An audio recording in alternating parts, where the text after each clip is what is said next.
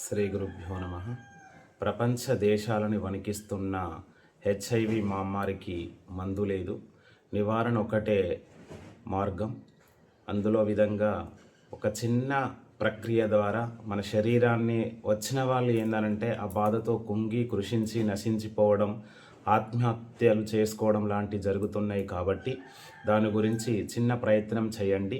మీ శరీరాన్ని కాపాడుతుంది, నరాల బలహీనతను కూడా తగ్గిస్తుంది, శరీరాన్ని పటిష్టంగా ఉంచుతుంది, మీకు ఎంతో ధైర్యాన్ని ఇస్తుంది. ఏం చేయాలి అని అంటే మృత సంజీవని వేరు కానీ లేకుంటే సంజీవని యొక్క వేరు కానీ, ఈ వేరు ఎలా ఉంటుందనంటే ఇది అగ్నిలో వేసినా కూడా కాలదు. ఇలాంటిది తీసుకొచ్చి శివాలయంలో పెట్టి ఒక 11 రోజులు ఏకాదశ రుద్రాభిషేకము లేదా రుద్రాభిషేకము పంచాభిషేకము చేసి ఒక 11 రోజులు అభిషేకంతో పాటుగా రుద్రహోమము, శివుడికి రుద్రహోమం చేసి ఆ తర్వాత దీనిని పంచలోహాలు కలిసిన లాకెట్ కానీ ఏదైనా కడియం లాంటిది కానీ, లాకెట్ అయితే మెడలో కట్టుకోవాలి, కడియం అయితే చేతికి వేసుకోవాలి. అలా వేసుకోవడం వల్ల ఏంటంటే మీ శరీరంలో ఉన్న శక్తి తగ్గిపోకుండా ఇప్పుడు ఏదైతే ఉందో అప్పటి నుంచి ఉన్న శక్తి, మీరు మందులు వాడినా కూడా మానసికంగా కొంతవరకు వేదన ఉంటుంది, మానసిక బాధలో ఉంటుంది, దాన్ని ఏ మందులు కూడా గుణపరచదు.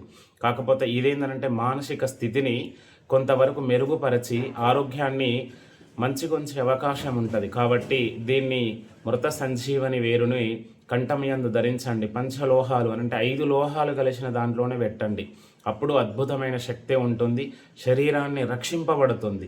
ఎందుకంటే క్షీణించనివ్వదు, శరీరాన్ని క్షీణించనించకుండా ఎలా అయితే ఉందో ఆ శరీరాన్ని పటిష్టంగా కొంచెం బలంగా వీళ్ళు పనులు చేసుకోవడానికి. కొంతమందికి ఏంటంటే మానసికంగా బాగా సిక్ అయిపోతారు, వాళ్ళకి శరీరం బాడీ సహకరించదు, వాళ్ళ పనులు చేసుకోవడానికి కూడా శరీరం సహకరించదు. కాబట్టి అలాంటి వాళ్ళు దీన్ని వాడడం వల్ల ఏంటంటే శరీరాన్ని మెరుగుపరుస్తుంది, శరీరానికి శక్తినిస్తుంది.